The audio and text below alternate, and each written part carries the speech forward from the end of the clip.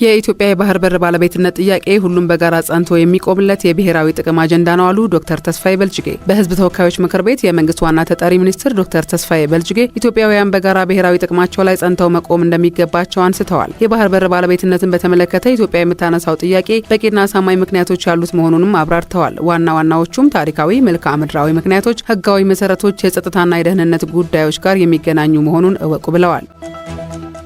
በዲጂታል ኢትዮጵያ 2030 ሁሉም ሆስፒታሎች የዲጂታል ጤና አገልግሎት እንዲሰጡ ይደረጋል አለ የጤና ሚኒስቴር። የጤና ሚኒስትር ዴኤታ ዶክተር ደረጀ ዱጉማ እንዳሉት ሁሉም ሆስፒታሎች ሙሉ በሙሉ ወረቀት አልባ አገልግሎት እንዲሰጡ አስፈላጊው የዲጂታል አገልግሎት ግብዓት እየተሟላ ነው። የጤና ኤክስቴንሽን ባለሙያዎች በማህበረሰብ አቀፍ የጤና ስርዓት በቀበሌዎች ያለውን መረጃ በዲጂታል ስርዓት ይዘው ሪፖርት የሚያደርጉበት አሰራር መኖሩንም አብራርተዋል።